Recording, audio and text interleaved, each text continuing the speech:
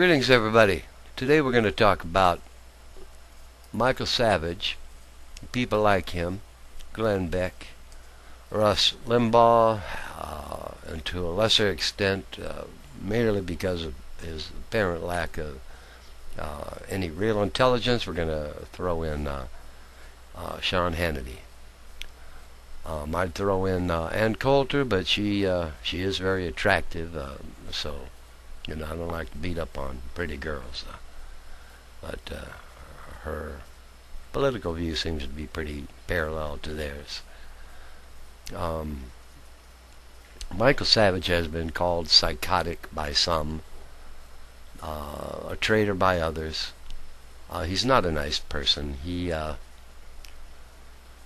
His rhetoric has been described as incendiary. And yet there's very little outcry against the type of speech that he promotes, the type of speech that Hannity, O'Reilly, and Limbaugh promote, which is basically hate speech. It's not entirely focused on minorities.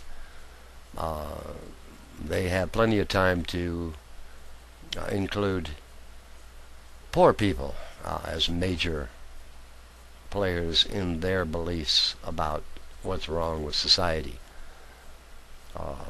Savage, for example, calls poor people bums. Now, these folks and people like them have been successful in dividing Americans, one from the other. The middle class, generally speaking, hates the poor, and the poor hate the middle class. There are, of course, exceptions on both sides. There are educated poor people that realize that the problems we are having are not racial or even class motivated, but motivated by our leaders, who are the same people who run our corporations. If one has money, one has influence and power. That's just the way it is in America. We long ago ceased to be, if we ever were, a nation that was really concerned about particularly economic inequality. Now, some folks don't realize it, but anyone could become a victim of a financial disaster and find themselves in a breadline. So it is true, many Americans are a paycheck away from homelessness. This has become a truism. It's a cliche, but it is also factual. So what we try to do on the Blackburn Report is to provide facts and perspective on issues that affect all of us, and just try to elucidate what the real issues are facing all of us.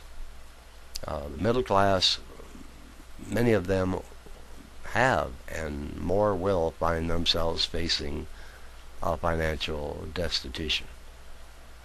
So the issues that I cover on the Blackburn Report are of concern to everyone.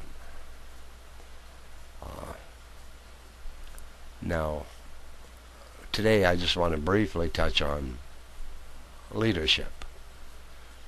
Prior to Obama, of course, George Bush was president.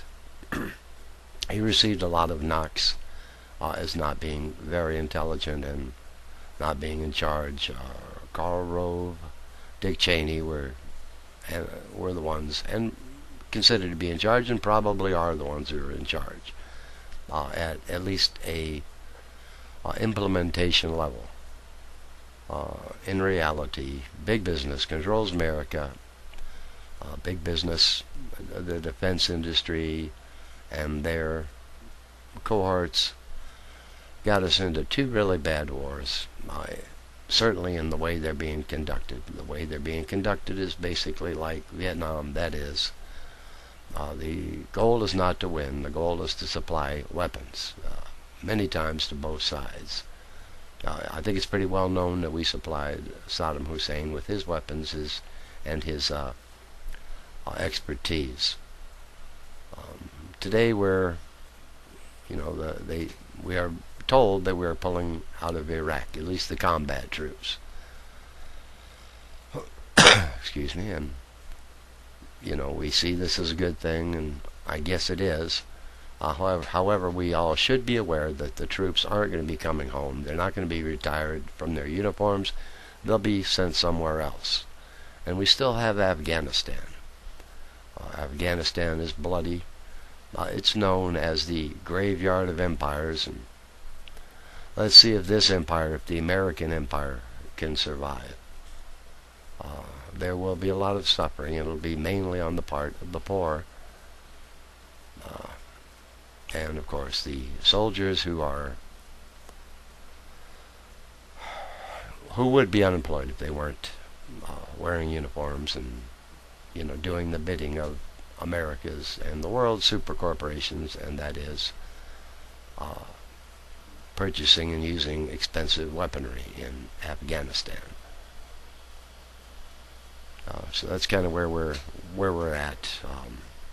As far as leaders, George Bush, I don't believe that anyone really feels that he was much of a leader. He was a figurehead. And I feel it's pretty much the same with Barack Obama. Although the uneducated on the hard right believe that Obama is a leftist. He isn't. He hasn't implemented anything that's to the left of the center. And it doesn't look like he's going to. He's continuing the war in Afghanistan, and although combat troops are being removed from Iraq, there still are going to be American soldiers and Navy and other military personnel in Iraq. And we have been told by Obama's spokesman that if the situation deteriorates, which it's bound to, that we will feel an obligation to return to Iraq. So, in the meantime, I hope everybody has a good day. We'll continue along this line as soon as we can, and we'll try to have a little more facts. This is just kind of a broad outline of where we're going and what we hope to achieve, which is a little more knowledge for the American people, so that we can defend ourselves. Forewarned is forearmed. Intelligence and knowledge is important.